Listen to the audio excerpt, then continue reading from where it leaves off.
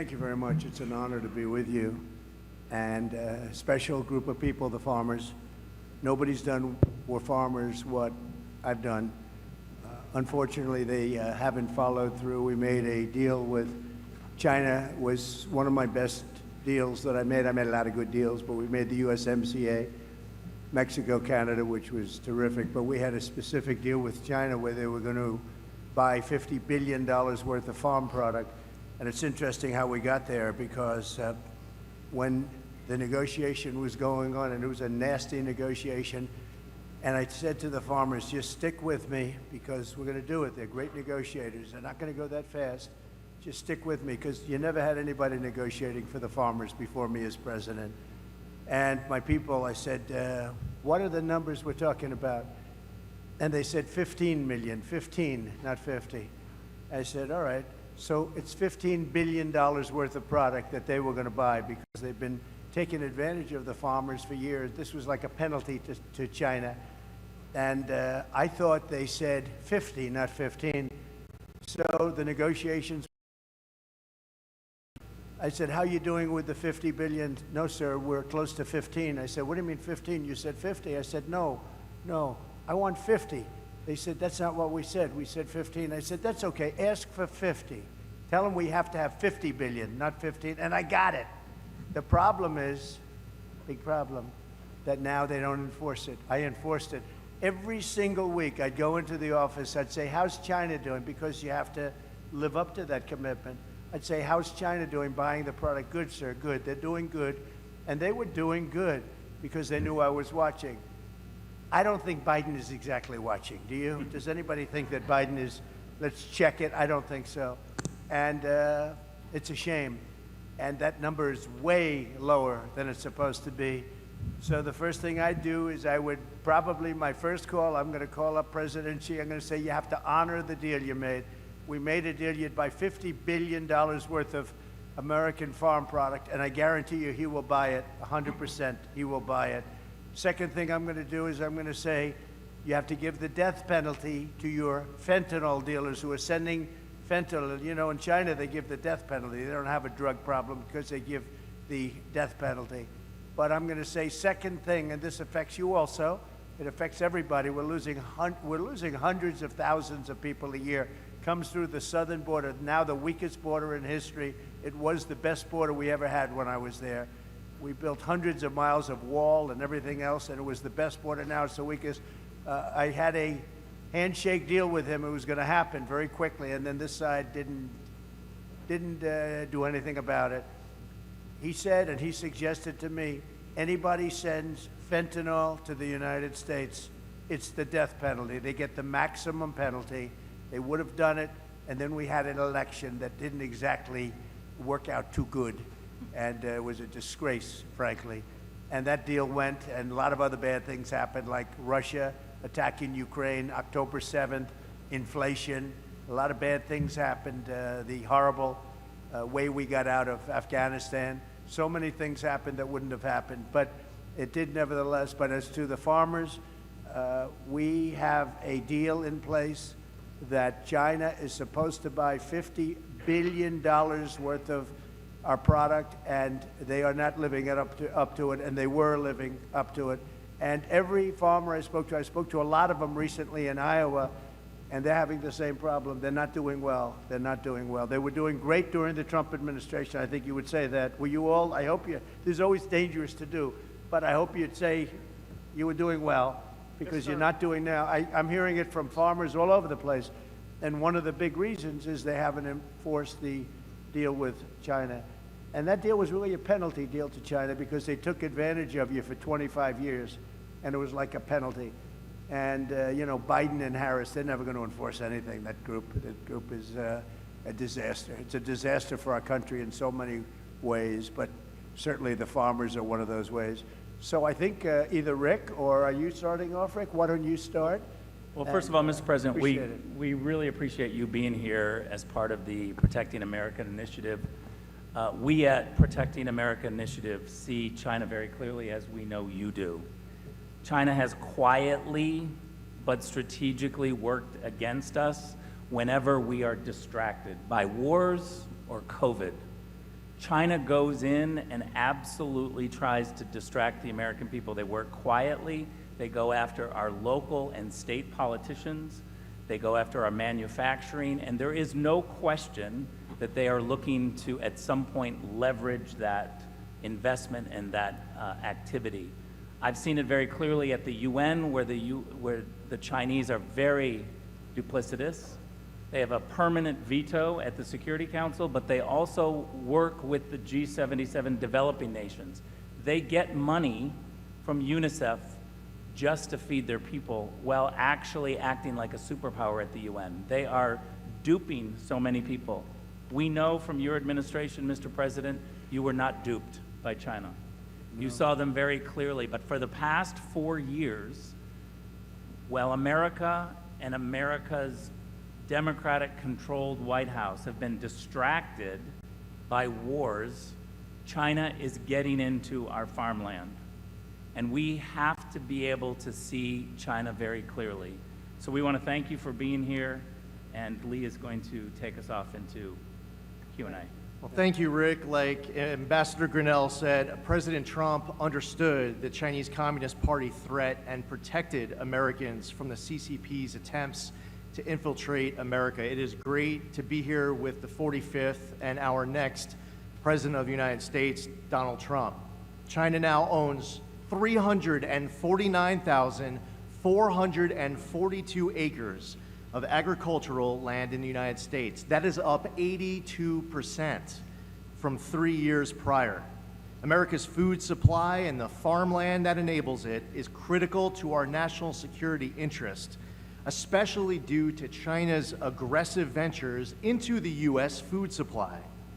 While in the White House, President Trump took on China in many ways that stood up for American farmers. In 2018, he signed a law requiring the federal government to review CCP purchases of land around critical infrastructure, airports, and military bases. That is why we need President Trump back in the White House to pick up right where he left off and go even further. Another one of President Trump's greatest accomplishments was the groundbreaking United States-Mexico-Canada trade agreement that replaced NAFTA, improved supply chain resiliency, and put America's farmers first. The USMCA provided new market access for U.S. agricultural products, a fair, non-discriminatory pricing plan, and improved grading standards for products. It has been reported that the USMCA trade deal led to $2 billion in annual increases for the U.S. in agricultural exports to Canada and Mexico, with an overall increase of $65 billion in gross domestic product for farmers and ranchers. Contrast that to Kamala Harris's lack of support for U.S. farmers and weak stances on China. At the time, then Senator Harris voted against President Trump's USMCA trade deal, voting against America's farmers. Harris also opposed President Trump's necessary tariffs against China, and most recently cast the tie-breaking vote for the Biden-Harris scheme that has sold our auto industry out to China. That's what brings us here today, to discuss what Pennsylvania farmers need from the leaders to combat the threat that they see every day from China. President Trump is here with us today to listen to those concerns, to offer his remarks on China's influence over our food supply. And President Trump, if it's okay with you, I'd like to introduce some of our panelists who are here. I'd love that, yes. Our first speaker here is Todd Reamer. Todd is a cattle farmer from Westmoreland County. Todd? Hello, I am Todd Raymer. I own with my wife a beef cattle, cow-calf operation right here in South Huntington Township. My concern today is with foreign entities buying up American farmland while young Americans can't afford to or even get started. My dream was to buy a farm. I was fortunate to find a farm and purchase it for 30 years while working a full-time job in addition to doing the farm. Finally, in 2010, I was able to quit my full-time off-the-farm job and devote all my time to the farm. something that is rarely achievable now. I know there are young farmers out there who really want to aspire to own their own farm and ranch, but they can't afford to do so with the high costs of the farm, the ranch, and the equipment to get started. We all hear the word sustainability. To stay sustainable, we need to give Americans a chance to own farms and ranches so they can continue to produce the safest food supply in the world for generations to come. And perhaps a solution could be maybe to offer a retiring farmer or a rancher an incentive tax break if he sold his farm to a farmer or rancher, American farmer or rancher. Also, if I may, I understand that China now owns major meat processing plants. They hold the contracts on production barns, and they even own feed milling plants all in the United States. I believe that it is Americans should control their own destiny when it comes to food production and the future of it. It's a life of hard work and heartbreak, but I know there's some young farmers out there that can carry the load if we can give them the opportunity. I had an uncle who was a lifelong dairy farmer, and when I was a kid back in the 70s, he had a bumper sticker on his GMC Jimmy that read, "No farmers, no future." That was 40 plus years ago. Since then, technology and crop yields have changed for the better, but the message on that bumper sticker has not changed at all. No future, or no farmers, no future. Thank you. Thank you very much. It's very good. Thank you. Thank you, Todd. Matt Carr is here. He's a third-generation farmer of dairy, corn, soybeans, and alfalfa from Westmoreland County. Please welcome Matt Carr. Thank you, Mr. President, for this opportunity to be here. Like I said, like I was introduced, I am a third-generation farmer. I would consider myself the young farmer that Todd is talking about. And I am a small dairy farmer from Westmoreland County. We currently milk 250 head of Holstein cows twice a day. It is more than a job. It is a lifestyle, as you know. But I would like to talk now about what agriculture means to this country. Currently is 30% of the jobs and 7.43 trillion in economic impact to this country. Like you had said, you are pushing through to China for dairy products to be sold there. That is a huge market, and I would see that is a large area that we could expand into and continue to push to try to achieve those goals that you talked about. With that, in 1992, there was 130,000 dairy farms in the United States. That number is now down to 26,000. We are currently losing the small dairy farms, especially in Pennsylvania. Our dairy farm numbers are down 8% from 2022. What is the difference in production? So you have far fewer farms. Well, what would you say is the difference in production? Production is, Similar? in Pennsylvania, I think it's down a little bit. It's down from those days? Yeah, the farms are getting bigger. The number of cows are still very. But the overall total production you think is down from what it was when they had so many farms? Oh, no. Total production across Total. the U.S. would be up. Is up. Yeah. But we are losing the small family Sure. farm like I myself. know that, yes.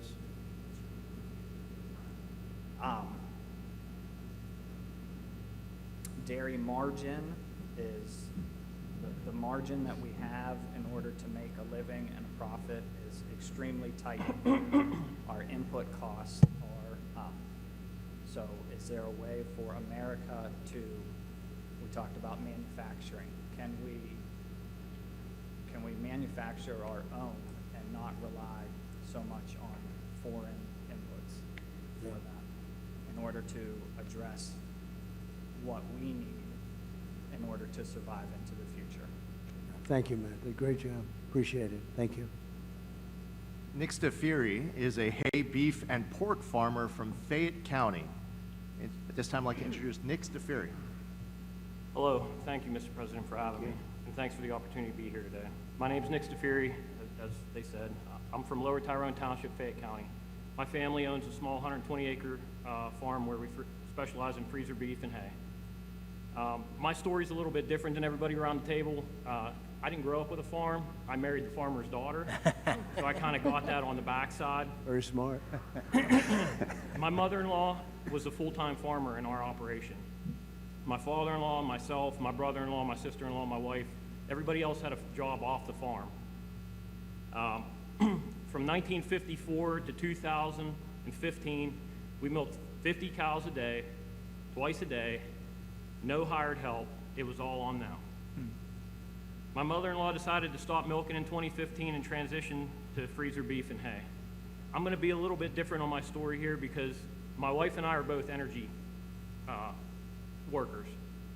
So with the energy transition in Pennsylvania, our focus and our ability to have take our financial resources and put those back into the farm has been tremendous.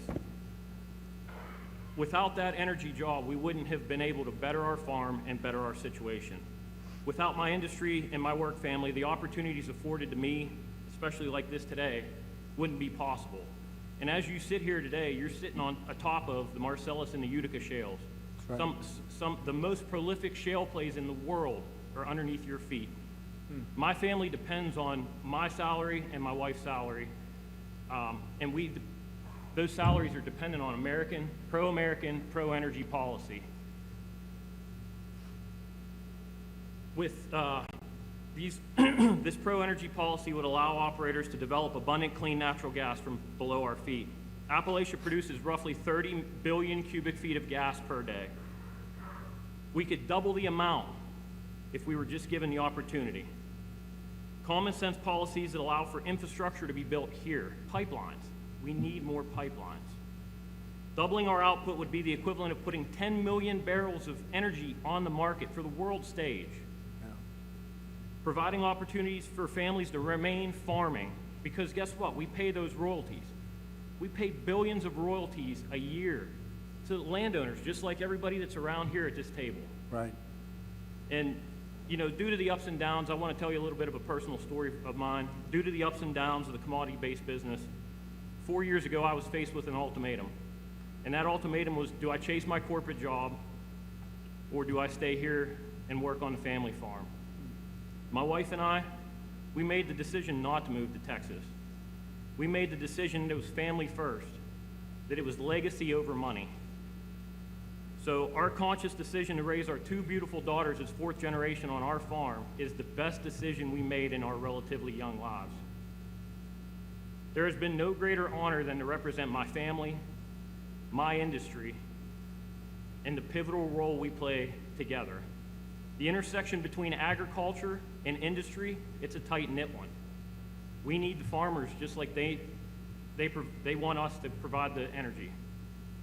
And responsible natural gas development should not be a partisan issue. It's a common sense issue. So I want to thank you again for allowing me to speak with you today. It's been an honor, and I really appreciate it. So thank you very much, Nick, and it's great. So without your job, which is a good job, an energy job, but if you don't put Trump in, you're not going to have any energy jobs in here. They're not going to let you frack. They're not going to let you frack. You know that. She's never said frack in her life until just a short while ago when she realized her poll numbers were dying in Pennsylvania. They're not going to let you or anybody else frack. And so I just want you to be aware of that when you go and cast your vote. I'm not too worried about the people around this table, I must be honest. But you never know. But everybody's aware of it, and I think Pennsylvania's aware of it based on polling that we're getting. You can't let them do it because I didn't realize you were so dependent. Even a farmer would have to be dependent on the energy. But you take that energy out, you take that income out, it's a whole different story for Pennsylvania. Completely. And we're not going to let that happen. We've got to win the election. Thank you very much. Great job. Thank you. Our next speaker is Mana Papafavare, the CEO of General Carbide. Thank you so much. So again, my name is Mana Papafava Ray. I'm the president and CEO of General Carbide Corporation. We are a 56-year-old manufacturer of carbide and steel tooling components and assemblies for lots of industries that include oil and gas, ammunition tooling, and agriculture, to just name a few. We're a fully integrated supplier, so we start with our own graded powders all the way to making our finished tools, which we've transformed over a period of years. Great. This company was started by my father, Primo J. Papafava, when I was just 5 years old. He was the son of Italian immigrant parents. He enlisted in the Air Force to be a navigator, graduated from Carnegie Tech, now Carnegie Mellon University, with a degree in chemical engineering, and then went to work for a variety of businesses, ending up in a carbide company. He worked his way up, and eventually he started his own business. When he started the business, I was just 5 years old. So I'm very proud of our history. My mother and father taught us a lot, and I lost my father now 22 years ago, and my mother is now 5 years gone. But they taught me about hard work, integrity, and responsibility, as well as respect, charity, and compassion. I'm not as hardworking as any one of these farmers here, I can tell you that, but I do work hard. When my father passed away back in 2002, I was left with the responsibility of carrying on our business and taking care of 250 people that work for us in Westmoreland County. But by the time that COVID arrived, we had grown to 350 people with 3 different businesses in 4 states: Pennsylvania, Massachusetts, Michigan, and Hawaii. And even though we were deemed an essential business or a sustainable business by 3 of the states, still General Carbide lost 60% of its business in a very short period of time. Unlike a lot of other companies that kind of rolled into the corner and waited it out, that is simply not our style. In fact, one of our core values is growth. And so we went to our sales team, we told them to look for opportunities, even in light of a very difficult time that we were having. And so one of our market segment managers, his name is Eric Butts, he is also a farmer. So he owns his own farm and he is working for us as a sales manager. He started to look for components in the farming industry made out of carbide, and he found that it was quite a large industry. But the overwhelming amount of these tools are sourced here by China. But he thought maybe we would have an opportunity by employing kind of American ingenuity and doing some things on our own. So we started to move into the industry. We've been working hard for 4 years on our different agricultural parts with some success, but not as much as we would have hoped due to the cost structure and this competitive landscape with China. As an example, we worked with a potential customer for prototypes for components that go on high-speed planting machines. We made the prototypes, we put them into the field and tested them, and they tested perfectly. But then the customer came back to us and said that even though our cost structure was in line with the domestic producer, we couldn't come close to the prices that they were getting from China, and so they would continue to purchase offshore. That's why you need tariffs. This is a loss of $500,000 for just that one part, and there are so many different kinds of parts that we have out there.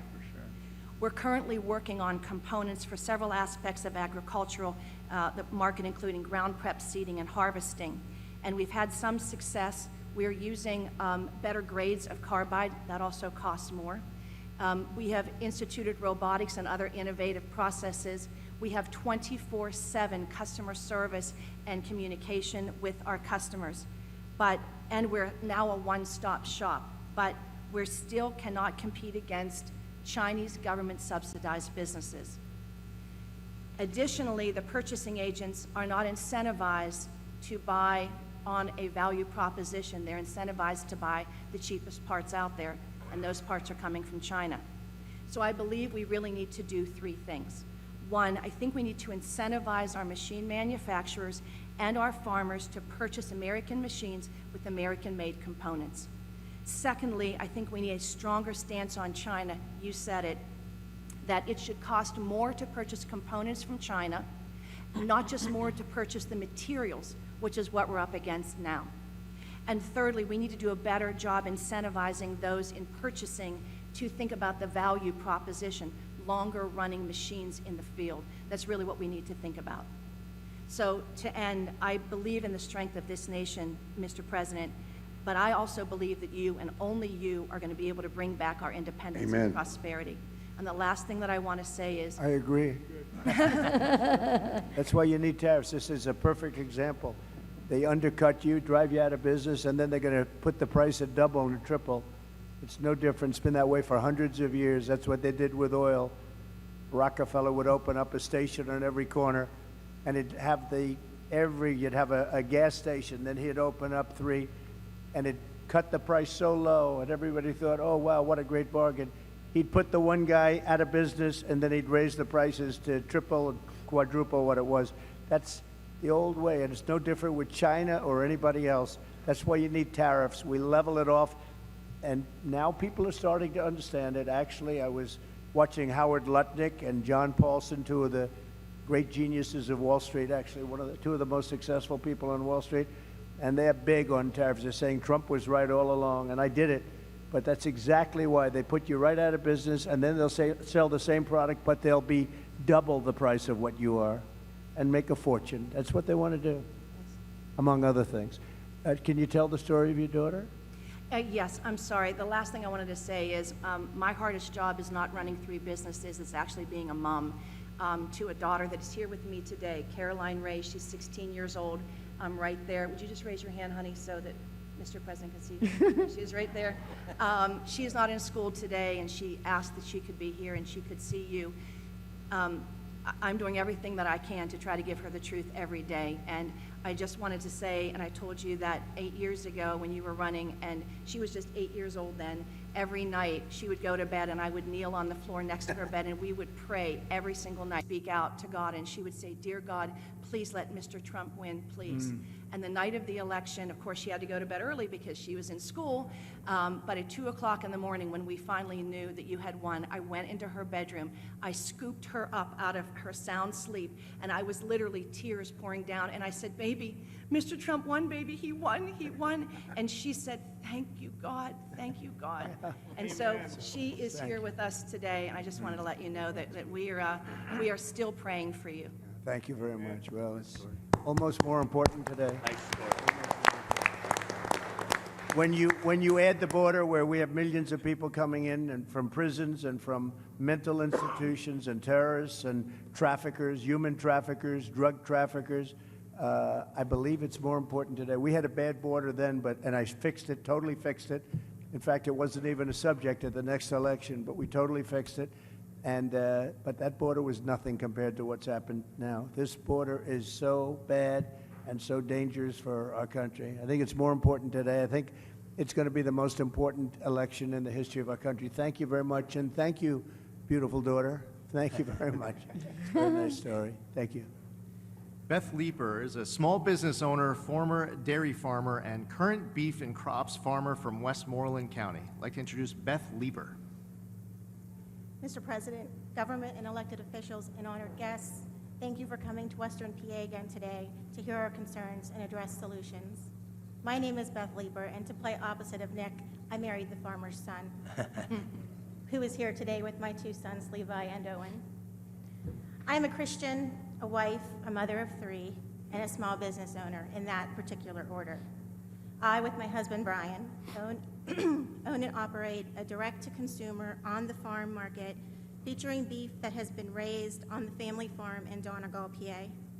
We procure lamb, chicken, and pork from other small farms in Pennsylvania like ours, and all the animals are harvested through local processors to our specifications.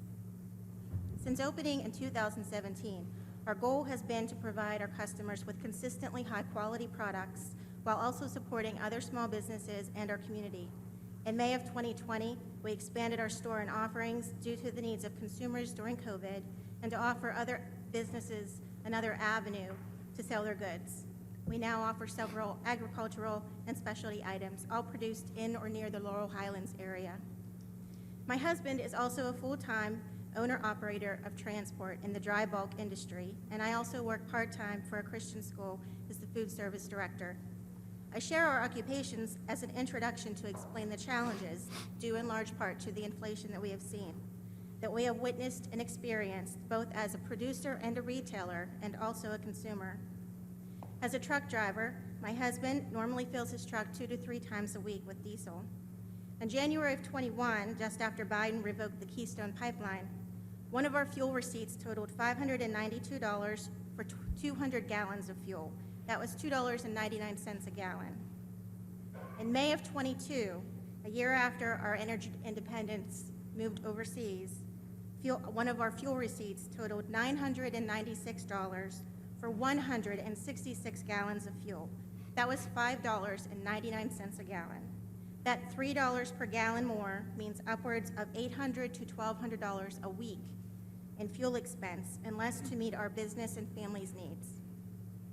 This net zero approach has also increased farm costs exponentially, which I know comes as no surprise to anyone here today.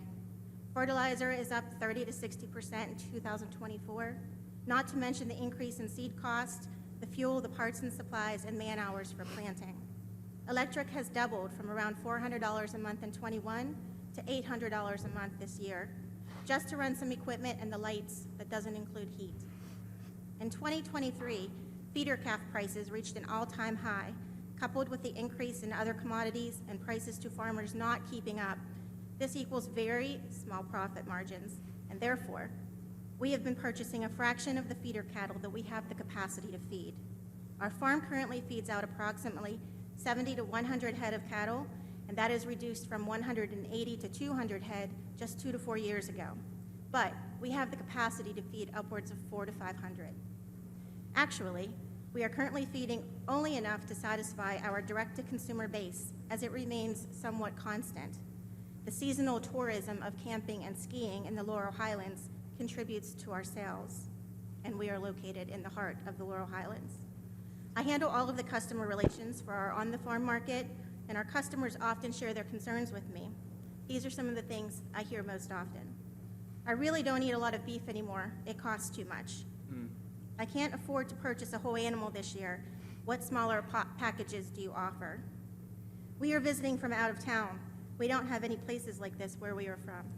And recently, the thing I've heard the most is I used to purchase bulk beef from a farmer nearby, a friend, a relative, but they don't have cattle anymore. Just last week, a local dairy in operation for over 65 years announced the closure of their bottling operations due to rising costs of supplies and down demand. Other farms in the area have declared bankruptcy or sold off property and downsized.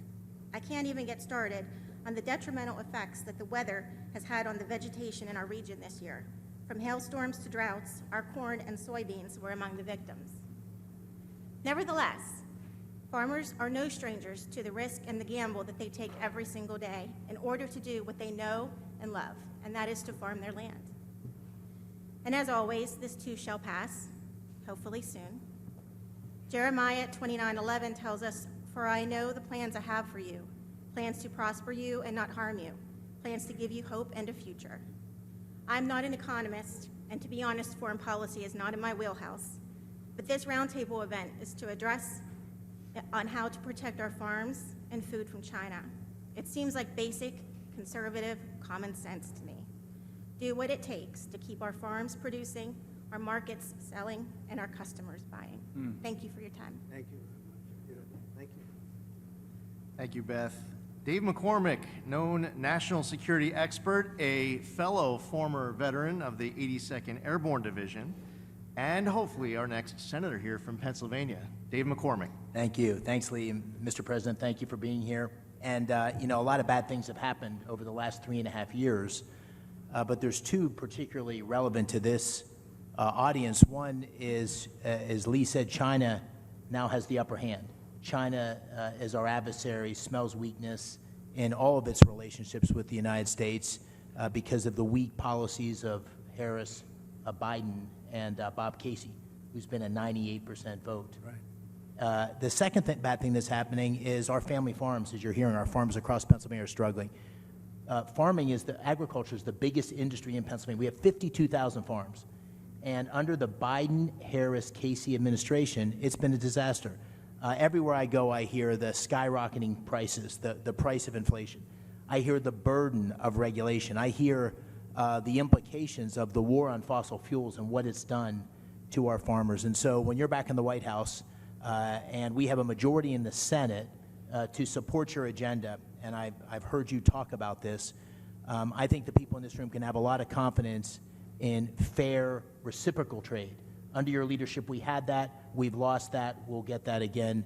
Under your leadership, we can make sure we reduce our dependence on China for semiconductors, for pharmaceuticals. We got to have food security, and the people in this room are the providers of food security, not just for Pennsylvania, but for America.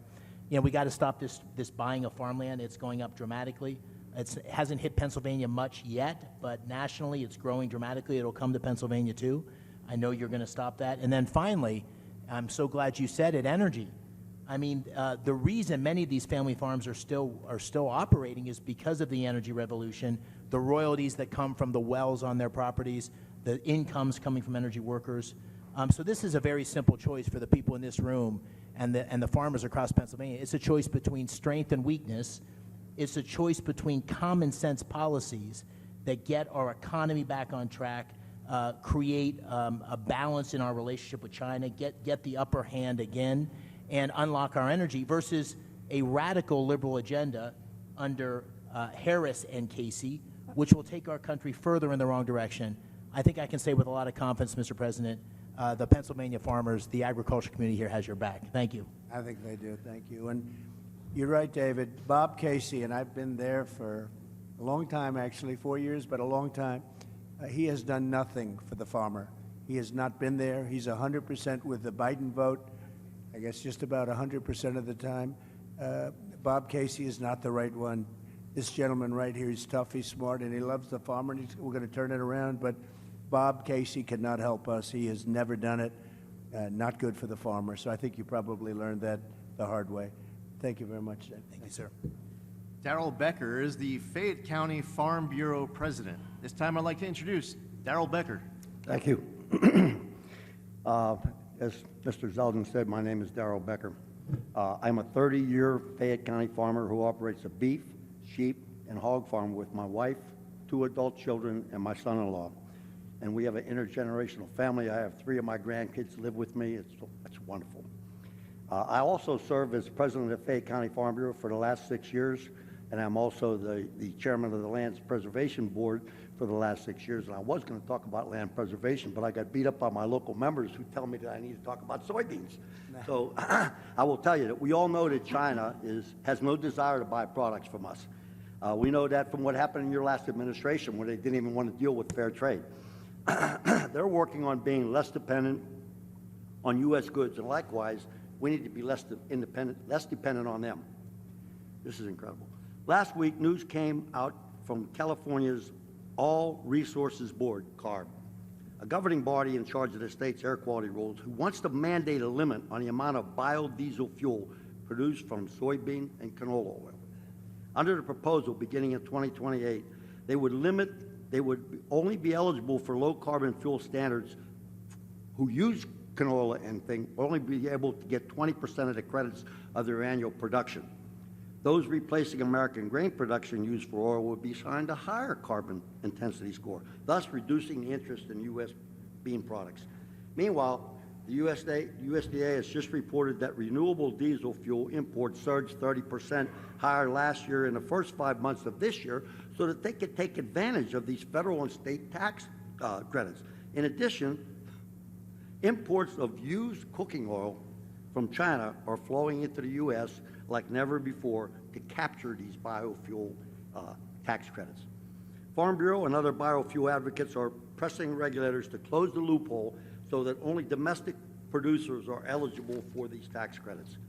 Because of this change, estimates project that American farmers in California alone would lose 200,000 acres of production.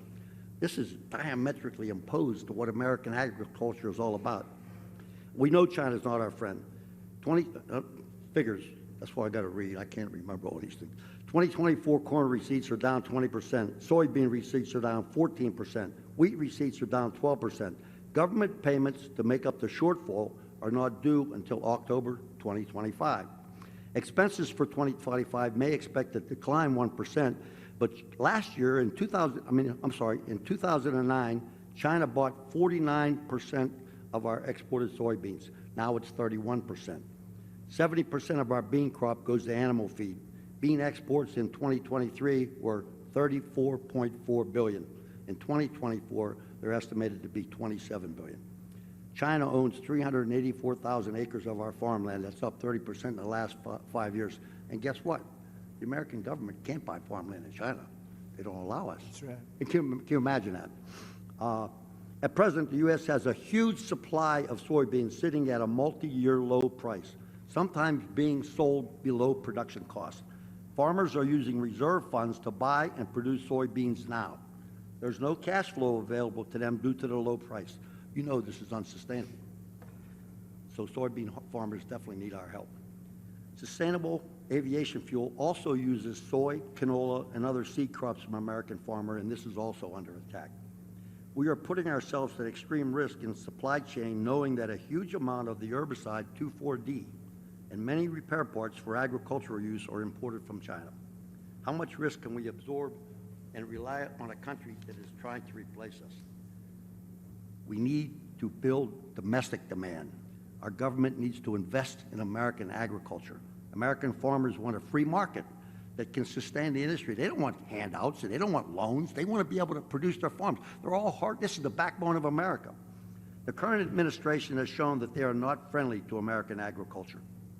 Every producer that I spoke to for this presentation resonated the same message. We cannot survive another 4 years. Mr. President, my 3 grandkids who live with me, if you could see Henry, who's 3, and Holland, who's 2, get into the UTV and drive down to what they call the big barn when we feed our steers, or they go pick chicken eggs, or they help us move cattle. The spark in their eye, the smile on their face, that's the future of America, and I want to make sure it stays here, and I know you do too. So I guess they all said that we wouldn't survive 4 years. I'm sure that when you get elected, that my line would be, help us make American agriculture great again. Well, Thank we're you, gonna Mr. do it. President. We'll take care of it. We'll take care of it. It's not very difficult to do. We're just being ripped off by other countries, and not only China, by the way, but we're being ripped off at levels that nobody's ever seen before. And this administration has allowed it to happen because you were making probably the best you've ever done 4 years ago, 5 years ago. You were doing better. All farmers were. They were doing better than they ever did. And now they're doing very better. I mean, I hear more complaints from farmers than almost anybody, and that's the backbone of this country. So they'll be Can I very add one happy more- for a long time to come, okay? Can I add one more thing and say Yes. to you that we've seen the decline of the mom and pop stores. And what you're hearing is that we're seeing the decline of the American family farm. That's America. So, I mean, anybody that's not paying attention to what's going on needs to wake up and get out and vote. And we know who they got to vote for. You, Mr. President. Thank you very much. I love your hat, too, by the way. I noticed it right away. Thank you very much. Welcome. We'll take care of them. Your grandchildren will be farmers. Thank And they'll be maybe doing better than you do, okay? Thank you. Thank you very much.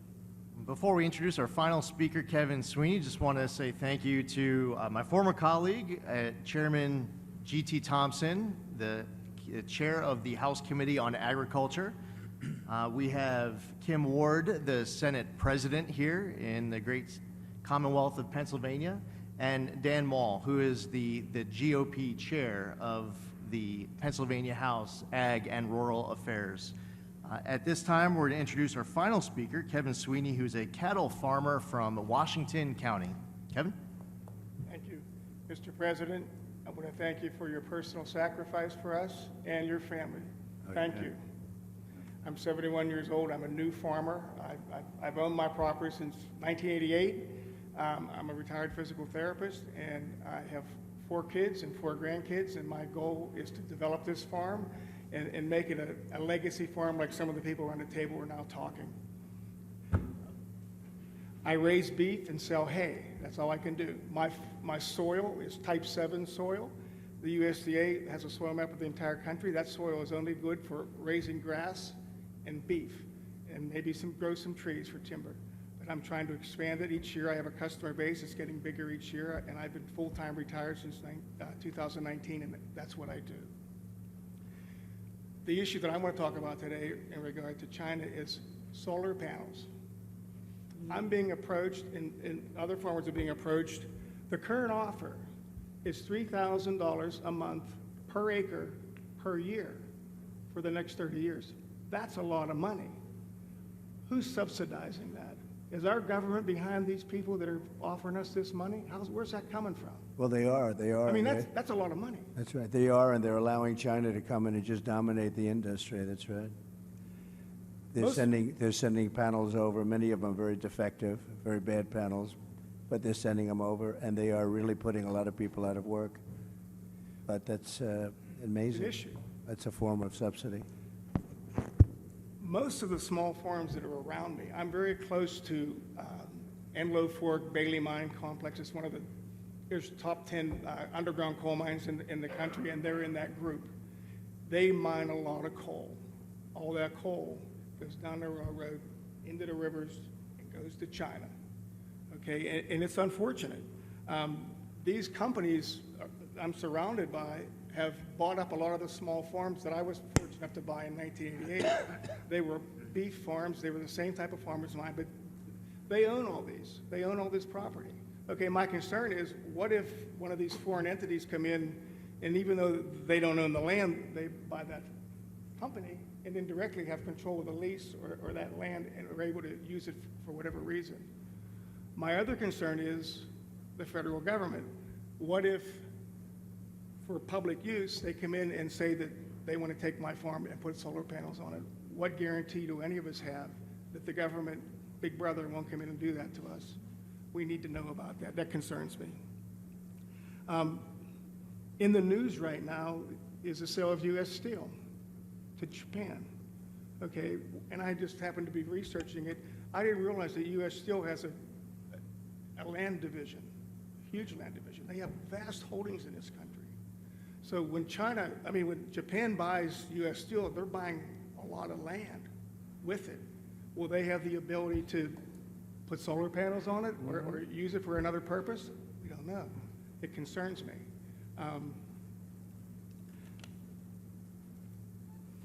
U.S. Steel also owns a lot of coal mines and iron ore mines, which I didn't realize. They have all these iron ore mines out west, and a foreign entity is now going to own all those.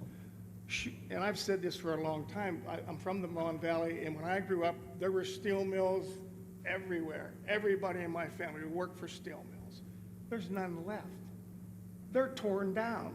They're not even there. The same with coal-fired power plants. They're gone. Should we have some sort of a strategic plan to keep some of these steel mills and to keep some of this stuff as a strategic reserve, whether it's minerals, not only oil, but coal, iron ore, those sort of things? It concerns me that that's just going to go away to foreign countries. It worries me. I have a couple of tax concerns, one being the death tax. My 4 kids, what's going to happen? I'm 71 years old when I'm not here. They're going to pay big money, or they're going to have to sell out, or they're going to have to go get solar panels to keep the property. So, if you can do something about the death tax, appreciate it. By the way, the death tax, as you know, in the Trump bill, you don't have to pay a death tax or a inheritance tax. And under them, they want that terminated. They want you to pay. And what happens, especially with farmers, you're sort of land rich but cash poor. A lot of farmers are land rich and you love it, but you don't always have cash. And you leave it to your loved ones. You leave it to your children, which you want to do. That's what the ultimate is. If you love your children. In some cases, you don't love your children. You don't have to leave them anything, right? But generally, you love your children. And you leave. You have no problem with your children. But you leave it to your children, and what was happening is people were going out borrowing a lot of money in order to pay the tax, borrowing from the banks on their farm, big liens on the farm, very smart banks that know how to do it, and the children would go bust, or they'd spend everything they could to pay the tax, and they'd live a very tough life and usually lose the land. I got rid of that. You have no tax to pay on these small farms and businesses. And it's a great thing. Nobody talks about it much. The fake news doesn't ever talk about it, but it's a tremendous factor. And it was one of the things that I was happiest about, because literally farmers are going out of business. Children, they take the farm from their parents and they have to go out borrow a lot of money, and they can't afford to do it, and they can't pay the interest rates. They end up losing the farm over a short period of time. So we got rid of the estate tax Right. or the death tax, and now it will come back under play under Comrade Kamala. That's what happens. That's not good. What about our capital gains tax? Are we going to keep that down? Well, that's the worst. I mean, they have unrealized capital gain. How about that one? Yeah, how about that? Unrealized. So they want to give you a capital gain if the value of your land goes up. Nobody's ever heard of it before. It's a communist thing, you know. It's a communist thing. It's unrealized capital gain. You'll have every business person, every company leaving this country. It's called an unrealized capital gain. And it's a concept that's been talked about for years. I don't know if any country has even done it, but she wants to do it here. And, you know, come to think of it, now that I'm with farmers, it'll affect farmers probably worse than We anybody. have all the minerals under us which we own, and they're going to put a Yeah. value on those, and even though we haven't taken You them know out, who's going we to have make a lot pay of for money? it. Appraisers, lawyers, and accountants. Well, I have Not two you. accountants, two of my sons are accountants. So They'll be very happy. It's crazy. I have some expenses regarding fuel, okay, and I had the opportunity to call up my fuel provider last Thursday when I found out I was going to be here, and I'll just give you a couple of numbers. Use a fair amount of off-road diesel. Off-road diesels come down in price surprisingly in an election year. You know, right now, 2024, I can buy off-road diesel for $2.95 a gallon. Okay, in 2020, $1.86. Regular diesel, you know, I use for my truck. It has a road tax and stuff on it. It's around $4.50 a gallon now. Back in 2020, it was around $2.80. Non-ethanol gasoline, you know, ethanol gasoline. As much as we want to have ethanol, it's not good for small equipment, chainsaws, and all the small equipment. It eats up the carburetors. It's really not a good thing to have in small equipment. And so I use non-ethanol gas. Right now, it's $4 a gallon. 2020, it was around $3.15, so it's gone up. Propane I use to heat with, it stayed about the same. It was $1.97 a gallon in 2024, and in 2020 it's $1.65. But you know, the other thing, I lime my fields, you know, because the pH, you know, is low. You got to have a certain pH to grow good grass, just like the golf course. You understand that part. Anyways, just recently I had an arrangement to have some delivered and spread. It was $45 or $50 a ton. They call me, well, there's been a price increase. It's $70 a ton now, just out of the clear blue. It increased my expense. Fertilizer was $600 a ton. I'm paying $1,000 a ton for fertilizer now. I mean, it's just, costs are out of control. The only thing that helps me is the fracking and the money that I was able to get from that. It's allowed me to keep my equipment. It's allowed me to buy another farm adjacent to me. And I'm hopeful that the fracking continues, and I know it will. And I'm hoping we get more of it so that my kids won't have to be forced at my demise to sell the farm to pay the tax. You'll be around a long time. Don't worry about it. Thank you. But it will not continue. the I'm not a fracking. worrier. They get in, the fracking will not continue, I guarantee you that. My concern in this environment is that small family farms in Pennsylvania are in peril from two sources. One is the foreign competition we've talked about, and the second, I believe, is the federal government. And we need to be left alone. Just get out of our lives, leave us alone, we'll figure it out. Thank you, sir, for your time. Thank you, Kevin. Mr. President, I know you're about to get on the road to an amazing rally up in Indiana, but before you leave, and I know Ambassador Grinnell had some final words, would like to turn the floor over to our next president, Mr. Well, thank you Mr. very Trump. much. And it's been great. I love the farmers. I'm very comfortable with the farmers. I feel I know your business, but I haven't plowed quite as much as you. But I do know your business very well. We've had a tremendous relationship. I've always won with the farmers, and that's because I produce promises made, promises kept. Number one, your energy bill within 12 months will be cut in half, and that's my pledge all over the country. Beyond farmers, that's my pledge all over the country. We have more energy under our feet than any other country. I call it liquid gold. And we have more than any other country. We have Anwar in Alaska, which the first thing they did, the Biden-Harris administration, everybody wanted it. It's the biggest. It could be as big or bigger than Saudi Arabia, and would have supplied Asia, would have supplied vast parts of the world, would have made more money than you could even imagine. We were going to lower your taxes, pay off debt. They terminated it. Reagan wanted it, couldn't get it. Everybody wanted it, couldn't get it. I got it. They were all set to drill, and the first thing they did the first week is they terminated NWAR. But I can get it back very quickly because I got it through Congress, and we'll get it back very quickly. They didn't terminate it through Congress. They just terminated it. Just absolutely ridiculous. But I'll have your energy bill down within 12 months. We'll have your energy bills throughout the country. I'm not just talking here. I'm talking all over. Air conditioning, heating, everything. We'll have it down by 50%, 50. And it won't even be very hard. You know, up in New England, they have tremendous energy costs, and a few minor changes and we can reduce it. New England is a disaster. I won't say they vote for Democrats so much anymore. I think we're probably taking that over because of energy and because of a lot of other reasons. But we're going to protect you fracking. You know, in my case, I was always for it, and in her case, she was never for it. She wants to defund the police, too. All of a sudden, she likes the police. Started a short while ago. I really like the police a lot. Now, she wanted to defund the police.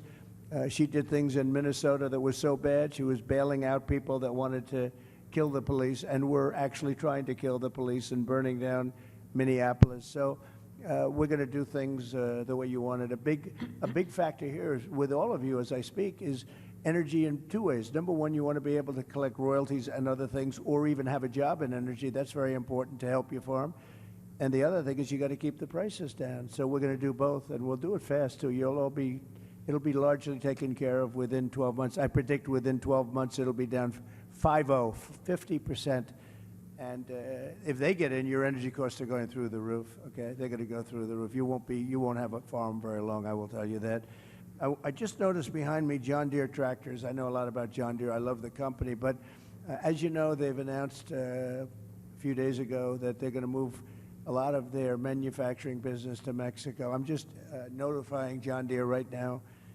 If you do that, we're putting a 200% tariff on everything that you want to sell into the United States, so that if I win, John Deere is going to be paying a 200%. They haven't started it yet. Maybe they haven't even made the final decision yet, but I think they have. John Deere is going to, and anybody else that does this, because it's hurting our farmers, it's hurting our manufacturing. And if you do that, you're going to have a 200% tariff put on the product that you make in Mexico, right across the border. They think they're going to make product cheaper in Mexico and then sell it in for the same prices they did before, make a lot of money by getting rid of our labor and our jobs, and really a great name, because John Deere's a great name. I buy a lot of John Deere, tremendous. I'm one of their big customers. I buy a lot of John Deere product as a private person. But if they're going to do that, we're going to put a 200% tariff on everything that they want to send back into the United States, which means one of two things. Our country's going to make a lot of money, or they're not going to build, they're not going to open, and or they're going to sell it to another country. They're entitled to do that. If they want to build in the country, in the United States, there's no tariff. You can go ahead and you can build in any one of the 50 states. You can go ahead. But if they don't want to do that, we're going to put a 200% tariff on John Deere. And you know what's going to happen? They're going to announce very shortly, if they think I'm going to win, or if I do win, they're going to announce that they're not going to build in Mexico. Mexico's taken a tremendous amount of our business, especially over the last few years with this group, because this group doesn't know what the hell they're doing. They have no idea what they're doing. Mexico is taking a lot of business, and a lot of it's done and financed by China. China is building massive car plants now in Mexico, and it's the same thing they're building. And a friend of mine builds car plants, and he said the biggest ones in the world are being built in Mexico. They're going to put Detroit out of business. They're going to put car manufacturing out of business in the United States. And I'm just telling everybody involved in this stuff, we're not going to rip off the United States anymore. We're going to put big tariffs on those cars that are coming in here at 100 to 200%, and they're no longer going to be competitive. So you better stay in Michigan, and you better stay in the areas that you're in right now. And what I really want you to do is come in and build your plants in this country and put our auto workers to work, because we've lost about 60% of our auto working business over the years. And we're going to get it all back, every one of them. We're going to get it all back, and we're going to get it back quickly. And we can control that so easily. So if they're building those plants in Mexico, which they're starting, if they're building and they wouldn't have done it with me, but now I guess they figure, when they started, it was a little while ago, I guess they didn't even know I was going to run. They weren't too happy when they heard I was going to. But they're going to have to pay a tremendous tariff, which means two things. They're not going to build the plant if it's not too late. They're not going to build the plant. This country is going to make a lot of money, or they're going to build the plant, but they're going to build it in the United States somewhere, and ideally a place like Michigan or South Carolina, where we have a lot of auto business. But we're not going to let that happen. But John Deere has got to understand that if they build in Mexico, if they start closing plants, in this case it was in Iowa, they're going to close a big plant, and a couple of them, and that's just the beginning. The problem is that's just the beginning. Then all of a sudden you'll hear in a year from now they're going to do another one. All of a sudden they're not going to be in the country anymore. They're going to have to pay a very big price to be able to sell that product into the United States, okay? So that's very important. And I just have to say this, so Dave McCormick is here. He's running for the Senate. He's a great gentleman. He's a hero, great warrior, and he's a real warrior too. Served incredibly in the military, so highly respected, did great in the military, went out, did tremendously in the private sector, and he's running against Bob Casey. Bob Casey never did anything for you. He never did anything for Pennsylvania. I was president for 4 years. I don't even know if I ever met him. I mean, I've met everybody. I don't know if I met him. Maybe I did, but it certainly didn't make a hell of an impression on me. But Bob Casey has done nothing for you as farmers. Well, look at the problems you have. As soon as I left, you have problems. You didn't have problems when I was running things because we ran it and we watched over the farmers. It was very important to me. But Bob Casey has done nothing for the farmers, and he's done nothing for the state. He's got long-term legacy. He inherited the job sort of from his father. And, when that happens, I was telling David, not easy there are other cases like that too, never easy to beat, but they're living only on a past reputation of somebody else, in this case, a father. He's done nothing for the state, and I didn't come here for David, but I have a lot of respect for him. And if I only do David, I tell you what, you have to get him. He's an incredible guy. He's going to make your farmers, he's going to help me make the farmers rich. We'll make the farmers rich again. And I appreciate everybody. I appreciate very much everybody. Just hang in there, and I know it's not been pleasant. But the first thing I do is I tell China, you got to start buying. China is not buying like they're supposed to under the agreement. And I'd say, China, you have to start buying. I'd like to, if I can, Lee, I'd like to have a few questions, if you want, from the media in the back. A lot of media here. Yes, ma'am.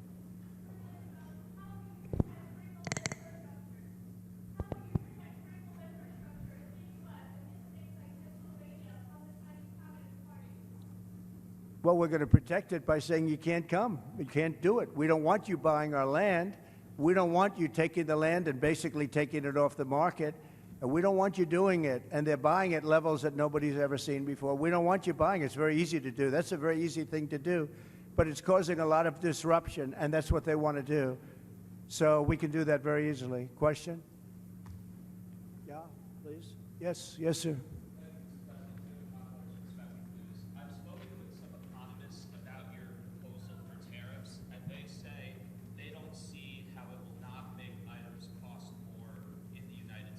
They'll approve it. They'll approve it. And number one, I don't need them. I don't need Congress, but they'll approve it. I have the right to impose them myself if they don't. I'd rather get their support.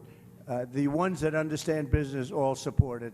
I think David would be a very big supporter of the tariffs because you understand what's happening, right? David's a great business person, led a great company. No, the ones that understand business, they understand. I'll give you an example. China will charge us, and it's not only China. I hate to keep using China because it's everyone. The European Union is a disaster for you also, by the way. They don't want your farm product. They don't want our cars. They don't want anything, and yet they sell tremendous amounts of Mercedes-Benzes, and they sell cars to us, but they don't want our cars. They don't want our farm product at all. They don't want it, but they sell farm product to us. And we have a tremendous deficit. And I had them shaped up real good, but they've gotten out of control. They're really out of control. And Mexico's out of control, to be honest with you. They're taking a lot of our companies in the last couple of years, and companies are moving down to Mexico. They don't know that if I come in, it's not going to work out too well for them because they're not going to be able to sell their product into the United States. They're going to have to pay a price, which will make it uncompetitive for them to do that. So we are going to do a real job. We need the support of Pennsylvania. It's a very important state, and she is not going to be good to Pennsylvania between pricing and energy. They started off knocking the hell out of the energy that I had. I had it going at a level. We were number 3 and probably number 4. And by the time I left, we were far and away number 1, ahead of Saudi Arabia, ahead of Russia. And then they cut. When they came in, they started cutting. And then prices started going through the roof at the beginning.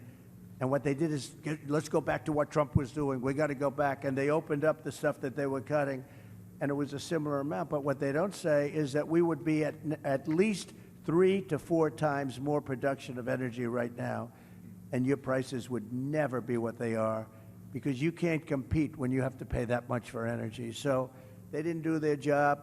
And by the way, if they won, you could forget about it. They want to go to all electric cars. How's that going to work? They don't go far. They're too expensive. They're made in China. And on day one, I end the all electric mandate. And I'm a fan of electric cars. Elon Musk, frankly, gave me the most beautiful endorsement. He endorses me all the time. He says, this is the only guy that's going to save our country. He's been very generous. And I think he makes an unbelievable product. But you have to be able to also sell gasoline-powered cars. You know, we have gasoline, and they want to use something that we don't have, but China has, because for the batteries and everything, China has and controls that market. But the problem is they don't go far, and they have other problems, like if it's cold, you get a little bit cold up here, they don't work too well in the cold. There are a lot of problems, and a lot of assets, too. And he's going to do great. His car is fantastic, but you have to be able to have other types, like hybrids. Hybrids are, good. It's a good thing. You have to be able to do that. So I'm going to end that mandate. Can you imagine? They want to almost immediately go to all electric. And we don't have enough electric to take care of ourselves. You go to California, they have blackouts and brownouts every single day. California's a mess. They have the governor of California, Gavin Newsom. Has anybody ever heard of him? But worse, they had an attorney general and a DA who destroyed San Francisco and then destroyed California. And I hate to say, because I have a lot of land in California, I hate to speak badly about places, but frankly, my presidency is much more important than my land. Isn't it nice to know? With Biden, it's the other way around. But my presidency is much more important than my land or my business. And I will say it, California is getting hurt so badly. She destroyed San Francisco, absolutely destroyed San Francisco, and now she wants to destroy our country. She was a horrible attorney general. You could steal $950 worth of merchandise for a store and you wouldn't get prosecuted. But anything above that, you wouldn't get prosecuted either.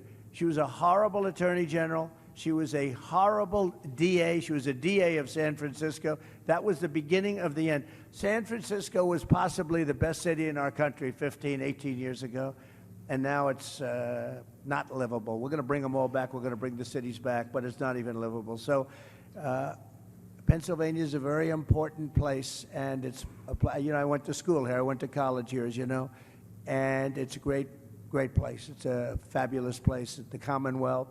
And we're going to make you very happy. All of those things that we talked about are very easily solvable with you. That's such an easy, that could be done in one day. I had a cabinet maker. He said, sir, China and South Korea are dropping cabinets into our country for nothing. And I can't compete. And I studied it. And I ended up putting a 50 or 75% tariff on all cabinets coming into the country. And I didn't know the guy. I met him previous to going in to the presidency. And I saw him 4 years later. He said, sir, you saved my business. You saved the job. I expanded. They stopped with the dumping. And the steel, the same thing. I think the steel people like me the best. Unfortunately, Biden's let it go. I put tariff. They were dumping Chinese steel into our country, David, at levels that nobody's ever seen before. We've never seen anything like it. And I put a 50% tariff on all steel coming in from China and some other places too, but all steel. And we saved these companies, but Biden has let it go. And we need steel. Look, there are some things you could get from outside. But if we're in a war and we need army tanks and we need ships and we need other things that happen to be made of steel, what are we going to do? Go to China and get the steel? We're fighting China, but do you mind selling us some steel? Think of it. These people don't know what they're doing. So I put big tariffs on steel. They were dumping steel, and it was bad steel, too. It was rotted steel, bad steel. It was imperfect steel. People were building girders for buildings, and they check them, and they're not good. The steel wasn't good. But they were dumping at tremendous levels, and I ended the dumping of steel. But these people, since they took over this U.S. Steel, I would not allow that deal to happen. U.S. Steel, this was one of the greatest companies in the world. You go back 70 years, this was the big deal. United States Steel, and now they're going to let the Japanese buy it? I wouldn't let it happen. I'd help them so they can make the steel company good again. This was the biggest company in the world, the strongest company, had the biggest reputation. It represented our country, and now we're selling it to the Japanese. The psychology of that is unacceptable to me. So I wouldn't let that deal happen personally, but we'll see what happens. I hope it's going to be, I hope it won't have closed by the time I get there, but I would not let that deal happen. And you're right, they have other things. You look at China, they're opening up coal plants. Every week they're doing a big coal plant, and John Kerry, I watch this poor guy. This guy, it's so pathetic. He flies over in his own jet. You know, his wife has some money from a certain family, right? Yeah, right? And he's got a little jet. He flies over to China. He sees President Xi. Oh, yes, I will consider this very strongly. I will consider your request to stop building coal plants. And then he leaves. And he comes back. Oh, I had a good conversation. Nothing gets done. They're building coal plants. He had zero impact. But we don't build anything here. And what people don't understand is all that pollution in China, all the pollution everywhere in the world, much of it flies right over the United States. Takes 3.5 days, comes in from China, and it's sometimes bad, and it flies right over the United States. So what are we going to do about that? But nobody ever discusses that. They don't want to talk about that. So we'll be nice and clean. Same thing with the oceans. You take a look, the Pacific, it flies in from, they dump it right in the ocean, and in about a week and a half, it's in, welcome to Los Angeles, California, and we're lifting it out of the ocean all day long. We have, it's a massive, big business. We're taking their garbage out of the ocean because it floats right to our West Coast, and other countries too. So it sounds bleak, but we'll get it all straightened out, and we'll get it straightened out fast. And I just want to thank Lee, and I want to thank everybody here. I'll tell you, Rick Grinnell has been amazing with me from just about the beginning. You know, he was the ambassador to Germany, and there was no happier woman in the world than Angela Merkel when I announced that I was taking Rick back to Washington and giving him an even higher position. This was the happiest woman in the world when she heard he was leaving Germany. And actually, in a certain way, she liked him, but in another way, he was sort of brutal because he understood what Germany was doing to the United States, one of the many countries that took advantage of the United States, and he got it. So I want to thank you, and you did a great job, and we appreciate it, and hopefully you'll be able to do a great job again. Thank you very much, Rick, and thank you, Lee. Thank you, Mr. President. Mr. President, on behalf of Protecting American Initiative, thank you for being here, but thank you most importantly for seeing the threats to America, both militarily and economic. And we appreciate that. Thank you very much, everybody. Thank you very much. And Mr. Congressman, thank you very much. Great job you're doing. A warrior. Thank you very much. Thank you, everybody, very much.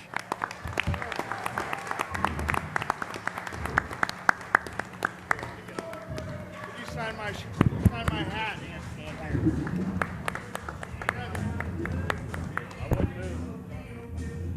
Thank you, everybody. Mr. President. Get it out of the park.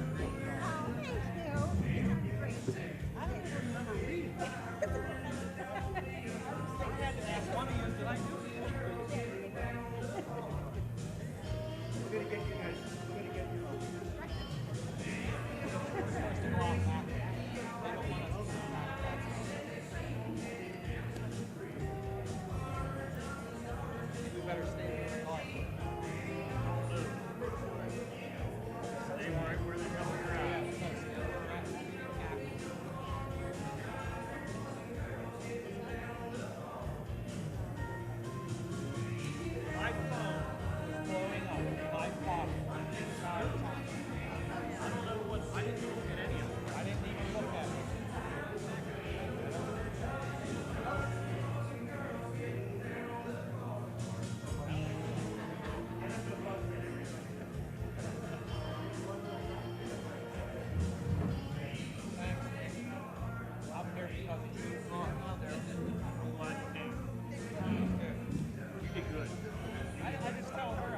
about the...